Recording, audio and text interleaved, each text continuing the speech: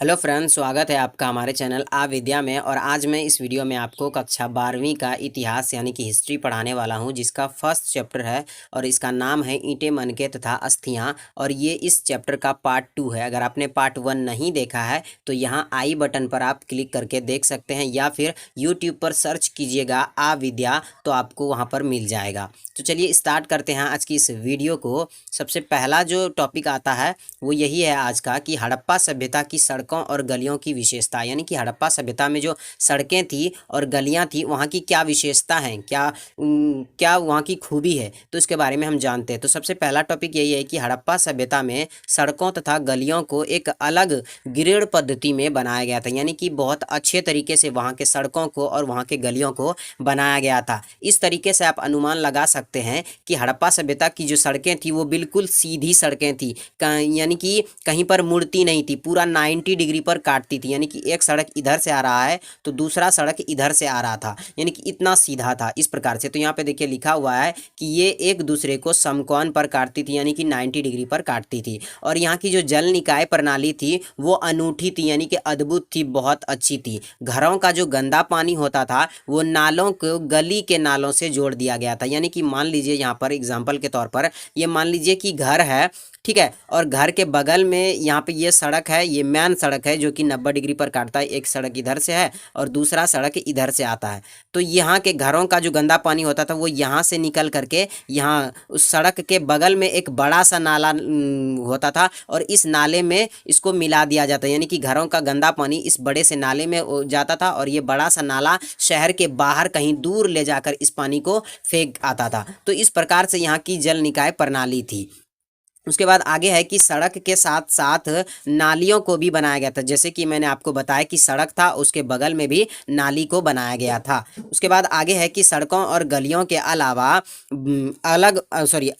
अगल बगल आवासों को बनाया गया, यानी घर को बनाया गया। जैसा कि आप देख सकते हैं ये सड़क है और इसके बगल में ये घर है। वैसे ये टूट गया क्योंकि ये सभ्यता तो खत्म हो गया है, इसलिए ये टूटा हुआ आपको दिख रहा है। तो इस प्रकार से ये घर था। उसके बाद अगले टॉपिक पर हम बढ़ते हैं। अगला टॉपिक हमारा है कि हड़प्पा सभ्यता में भवन निर्माण, यानी कि हड़प्पा सभ्यता में जो घर होते थे वो कैसे होते थे, किस प्रकार से बनाए जाते हैं। तो चलिए इसको जानते हैं। तो यहाँ पे देखिए लिखा हुआ है कि हड़प्पा सभ्यता में मकानों को योजनाबद्ध तरीके से बनाया जाता था, यानी कि योजना पर आधारित बनाया जाता था। जिस तरीके से आजकल हम अपना घर बनाते हैं तो उससे पहले एक इंजीनियर को दिखाते हैं अपना प्लॉट दिखाने के बाद एक मैप बनवाते हैं, और मैप बनवाने के बाद अपना घर बनाते हैं। तो उसी प्रकार से वो लोग भी इसी प्रकार से बनाते थे, यानी कि योजनाबद्ध तरीके से बनाते थे। उसके बाद आगे है कि वहाँ के हड़प्पा सभ्यता के घरों में शौचालय का इंतजाम होता था, स्नानागार का इंतजाम होता था, रसोई घर का इंतजाम होता था, शयन कक्ष का इंतजाम होता था, यानी कि बेडरूम का इंतजाम होता था, आदि के अतिरिक्त अन्य कमरे भी मिलते हैं। तो यहाँ पर यह डायग्राम जो आप देख रहे हैं ये वहीं का डायग्राम है, यानी कि हड़प्पा सभ्यता के डायग्राम ही है। इस प्रकार से घर होते थे। तो आप बुक में ऐसा देख सकते हैं, बुक में आपके दिया हुआ है। और आगे है कि मजबूती के लिए नींव निर्माण की जाती, यानी कि नींव पर घर को बनाया जाता था ताकि घर जो है वो मजबूत रह सके। उसके बाद आगे है कि सड़कों के किनारे मकान बने होते थे, जिससे क्या होता था कि सुविधा मतलब हवा जो थी वो अच्छी आती थी और सफाई अच्छे तरीके से कर पाते थे, और यहाँ पर प्रकाश की पूर्ण व्यवस्था होती थी। यानी कि हर घर में इतनी सारी सुविधाएं होती ही होती थी। तो ये था भवन, यानी कि हड़प्पा सभ्यता में किस प्रकार से भवन होते थे ये आप जान चुके हैं। उसके बाद अगले टॉपिक पर बढ़ते हैं। अगला टॉपिक है वही उसी से रिलेटेड, यानी कि भवन किस प्रकार से हैं। तो देखिए यहाँ पे मकान जो होते थे वो जमीन से ऊंचे पर होते थे, यानी कि जमीन की जो ऊंचाई होती थी उससे थोड़ा सा ऊंचाई पर मकान को बनाया जाता था। और मकान के दरवाजे जो होते थे वो सड़कों की ओर खुलते थे, ठीक है। और मकान के जो प्रवेश द्वार होते थे वो मार्ग की अपेक्षा गली की ओर खुलते थे। इसका मतलब ये है कि ये मान लीजिए मकान है, तो इसका जो दरवाज़ा था वो ये मकान है और ये मेन रोड है। तो ये मेन रोड है तो इसका दरवाज़ा जो था वो इस तरफ था, यानी कि उल्टी दिशा में दरवाज़ा था, और इधर से ये लोग फिर गली के तरफ हो करके ये फिर रोड पर जाते थे। वो इसलिए था ताकि ये शोरगुल से बचे रहे। तो यहाँ पे लिखा हुआ है कि जिसके कारण क्या था कि बाहरी हलचल और शोरगुल एवं प्रदूषण से सुरक्षित रह सके, ठीक है। इस तरह से बनाया गया था हड़प्पा सभ्यता के लोगों का भवन। उसके बाद आगे आता है कि सड़क के किनारे किनारे पर पानी की निकासी के लिए नालियां बनाई गई थी और नालियों को ढकने के लिए भी व्यवस्था किया गया था। यानी कि जैसे कि आपको बताया कि ये नाला था और इसके ऊपर बड़े बड़े पत्थर दे दिए गए थे ताकि नालों को सुरक्षित रह सके और इस पर मतलब कूड़ा कचरा ना जा सके और ये नाली के अंदर से पानी निकल सके। तो इस प्रकार से यहाँ के नाली को भी बनाया गया था। उसके बाद आगे आता है कि नालों को फर्श से यानी कि नालों को फर्श से ढका जाता था, यानी कि उसके ऊपर ढक दिया जाता था और नालों में थोड़ी थोड़ी दूरी पर शोषक कूप लगे होते थे। यानी कि शोषक कूप यानी कि थोड़ा सा छेद जिस तरह से लगा होता था और इसको हटा करके वो लोग क्या करते थे, फिर नाली को साफ भी कर लिया करते थे, जिसमें क्या होता था कि गंदगी रुकी होती थी और फिर पक्की ईंटों का प्रयोग बहुत अधिक मात्रा में किया गया था। यानी कि यहाँ के नाली को बनाने के लिए पक्की ईंटों का प्रयोग किया गया था। तो आप सोच सकते हैं कि 2600 ईसा पूर्व से लेकर 1900 ईसा पूर्व के बीच की बात हो रही है, उस समय भी वहाँ के लोग पक्की ईंटों का प्रयोग करते थे। तो ये सारी चीज़ें हमने पढ़ी। उसके बाद अगला टॉपिक हमारे सामने ये आता है कि हड़प्पा सभ्यता में जो सार्वजनिक भवन थे, यानी कि महत्वपूर्ण भवन कौन कौन से थे, अमीर लोगों के भवन कौन कौन से थे, तो उसको हम जानते हैं इस वीडियो में। तो यहाँ पे देखिए आपके सामने लिखा हुआ है कि सिंधु घाटी सभ्यता में 2 वर्गों के भवन होते थे। यानी कि सिंधु घाटी सभ्यता में दो भागों में विभाजित था सिंधु घाटी की सभ्यता। जैसे कि हमने पिछले वीडियो में आपको बताया था, एक जो था वो दुर्ग शहर था और दूसरा निचला शहर था। दुर्ग शहर पर अमीर लोग रहते थे और निचले शहर जो थे वहाँ पर गरीब तबके के लोग रहते थे। तो यहाँ पे कह रहा है कि 2 भागों में विभाजित था, जिसमें ऊपरी हिस्से पर सामाजिक भवन एवं निचले हिस्से पर व्यक्तिगत भवन रहते थे। यही बात बताई गई है यहाँ पर। उसके बाद अगला है कि उत्खनन में सार्वजनिक या राजकीय भवनों के अवशेष मिले। जब वहां पर हड़प्पा सभ्यता में उत्खनन का काम चलने लगा, यानी कि खोदने का काम चलने लगा, तो वहां पर जो भवन मिले हैं वो राजकीय भवन मिले हैं, यानी कि बड़े घर के भवन मिले हैं, यानी कि सार्वजनिक भवन मिले हैं, सभी का मिला हुआ भवन मिले हैं। ऐसा अनुमान लगाया जा रहा है कि ये जो भवन थे एक अवशेष मोहनजोदड़ो से मिला है, एक भवन के अवशेष मोहनजोदड़ो से मिला है, जिसकी जो लंबाई थी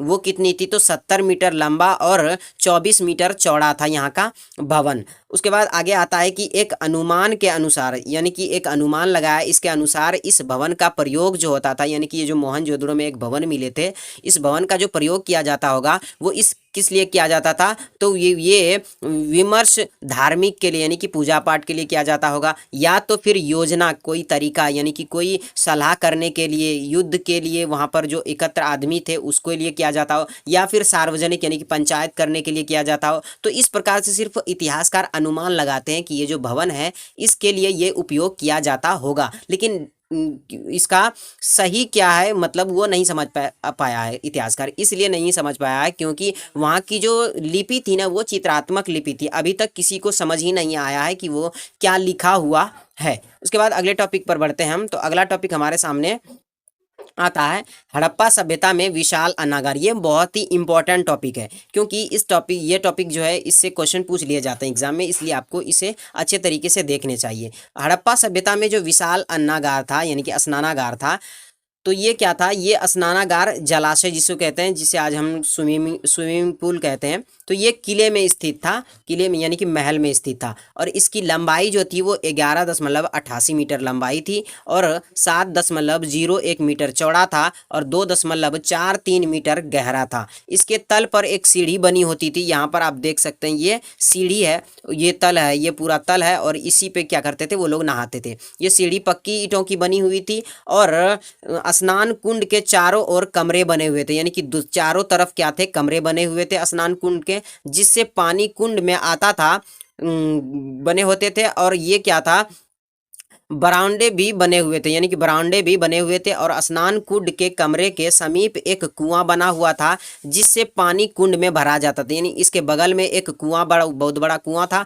और इसी कुएं से इसमें पानी भरा जाता था। ये चीज़ आप समझ गए, जिसमें कुंड में पानी भरा जाता था और कुंड के गंदे पानी को क्या किया जाता था, फिर निकाल दिया जाता था एक अन्य द्वार से, यानी कि एक दूसरा दरवाज़ा भी रखा गया था ताकि अगर नहाने के बाद अगर यहाँ का पानी गंदा हो जाए तो इस पानी को बाहर बाहर भी निकाल दिया जाए। तो एक अलग दरवाज़ा भी बनाया गया था और गंदा पानी फिर बड़ी नालियों के माध्यम से शहर के बाहर निकल जाता था। जैसा कि मैंने बताया कि जो सड़कों के बगल में जो नाला बनाया गया था, उसी नालों से वो पानी, गंदा पानी बाहर निकल जाता था शहर के। उसके बाद अगला टॉपिक आता है इसी से रिलेटेड कि हड़प्पा सभ्यता, सॉरी, ये स्नानागार की जो दीवारें थी, इसके निर्माण में शीतल, यानी कि जो शीत पड़ता है, शीतल से बचने के लिए डाबर या तारकोल का प्रयोग किया जाता था। और पुराने जो स्नानागार थे वो 6 प्रवेश द्वार होते थे, यानी कि पुराने स्नानागार में 6 प्रवेश द्वार होते थे और स्नानागार में गर्म पानी का भी व्यवस्था किया जाता था। तो आप सोच सकते हैं कि उस जमाने के लोग भी गर्म पानी की व्यवस्था करते थे और गर्म पानी से स्नान करते थे। एक चीज़ नोट बातें हैं, ये आप याद रखिएगा कि इस स्नानागार में एक स्मेक्ट स्मेस्ट मेके थे। स्मेस्ट मेके एक इतिहासकार है, ये कहते हैं कि ये स्नानागार जो था वो पुरोहितों के स्नान के लिए किया जाता, यानी कि ये स्नानागार का प्रयोग जो था वो सिर्फ पुरोहित, यानी कि बड़े जो लोग थे, अमीर लोग जो थे, ऐसा साधु कह सकते हैं, बाबा कह सकते हैं, उन लोगों के लिए ये स्नानागार था और वही लोग यहाँ पर नहाते थे। तो इतना सा टॉपिक यहाँ तक टॉपिक था। अगर ये वीडियो पसंद आई तो प्लीज़ वीडियो को लाइक कीजिएगा और साथ में कमेंट भी कीजिएगा ताकि हम जान सके किस लोगों ने मेरी वीडियो को एंड तक देखा है। अपना नाम कमेंट में बता दीजिएगा और चैनल को सब्सक्राइब नहीं किया तो सब्सक्राइब कर दीजिए। मिलते हैं एक नए वीडियो के साथ, तब तक के लिए जय हिंद, जय भारत।